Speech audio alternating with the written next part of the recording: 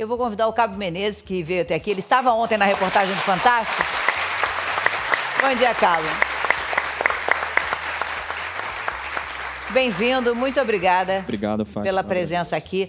Eu assisti ontem toda a reportagem e vi o senhor falando e fiquei assim, gostaria que a gente falasse um pouquinho mais de quando o senhor sentiu os primeiros sinais de que algo não estava bem. Primeiro, bom dia a todos. Os primeiros sinais ele ocorrem até antes de um fato que aconteceu comigo. Eu fui baleado em serviço, mas a situação já apresenta sinais prévios.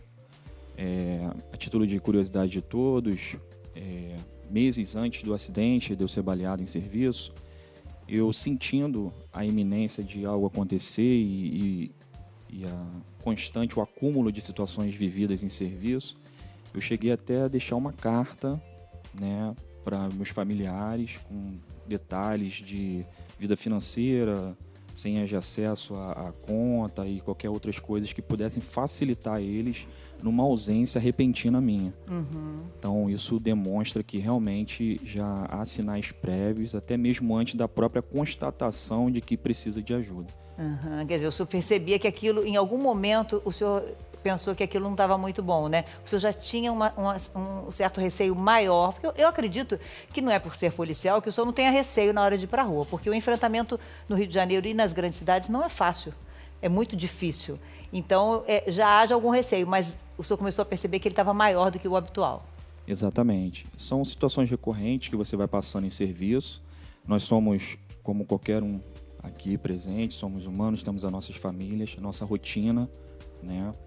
São pais de família, as mulheres, né, que compõem a nossa corporação são mulheres, né, são mães, né? Então todos nós vivemos essa realidade, cumprindo a nossa missão, né, de servir e proteger a sociedade, mas a nossa farda ela não é uma armadura que nos isenta dos riscos, né? E como eu passei por essa situação, eu pude constatar que de fato não é uma armadura. Eu vi a minha farda sendo furada, né, ensanguentada. Na operação, né? Na operação, em serviço. O senhor foi baleado na perna, não é? Isso. Ontem no Fantástico, em virtude até do próprio corte ali, eu fui baleado, na verdade, na região inguinal, né, a entrada pelo lado esquerdo, próximo ao pênis. E como estava em diagonal de cima para baixo, me atravessou e transfixou, saindo pelo outro lado por trás, na perna direita. Então as duas pernas foram, a região dos dois lados foram atingidos. Exatamente. Então são riscos ali de canal deferente, bexiga, artéria femoral, artéria ilíaca, no ponto de entrada tem a artéria ilíaca. Então assim, os médicos, o posicionamento dos médicos é de que hoje, e também é o meu posicionamento, eu sou um milagre de Deus. A minha vida é... E isso fica muito na sua cabeça?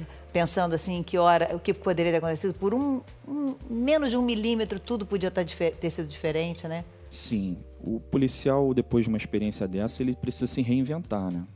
Então, eu costumo passar para pessoas próximas que o que eu vivi é como se eu entrei em depressão após isso.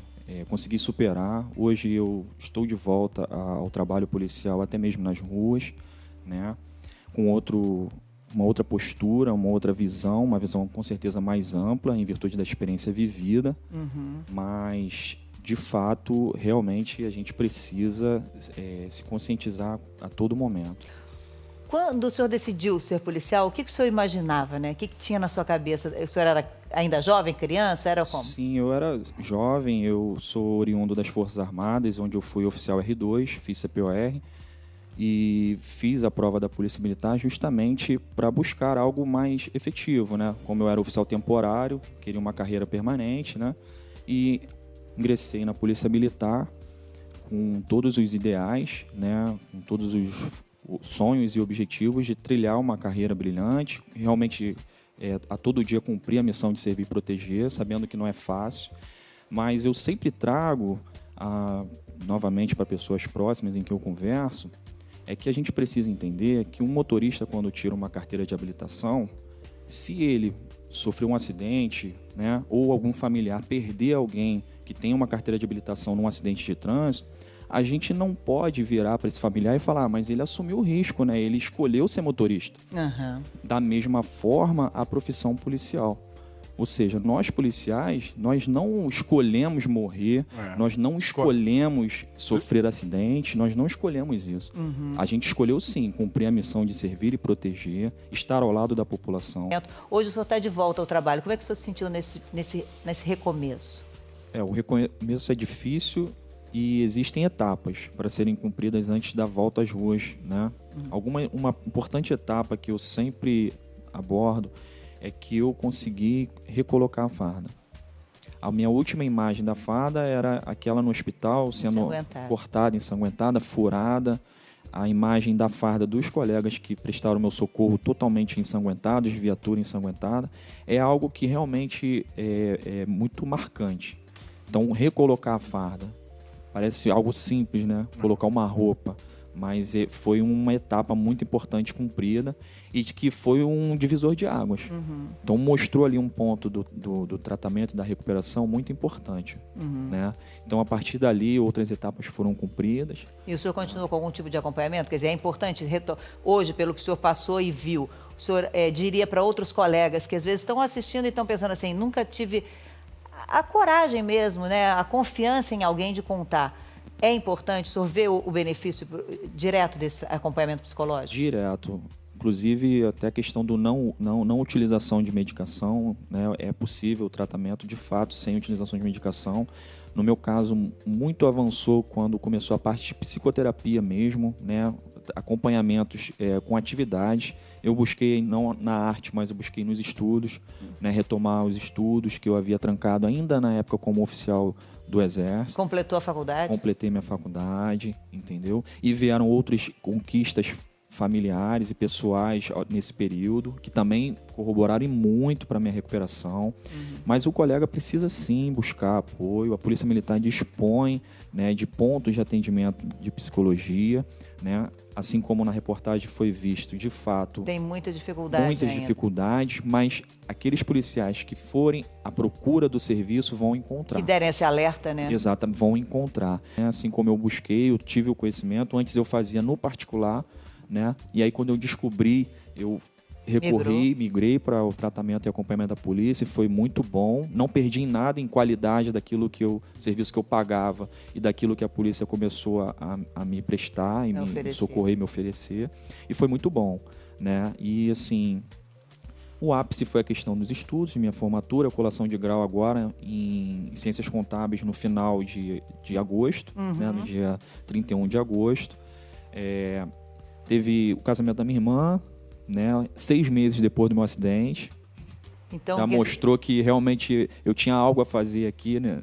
Eu acho que tem muito ainda, né? Muito a fazer. Isso. Não, a gente fica com essa questão, né? Fala, poxa, por que eu sobrevivi? Propósito. É um questionamento. Claro. Por que eu sobrevivi? Né? E a gente vai vivendo as etapas, né? Nasceu minha sobrinha, eu casei, né? Agora em janeiro, né? E assim, a vida vai se mostrando muito bonita, né? Apesar desse trauma, eu encorajo a todos os policiais a buscarem ajuda, né? E a terem a certeza de que há uma solução, há uma luz no fim desse túnel escuro, como a Elba aqui colocou, de que realmente existe essa saída.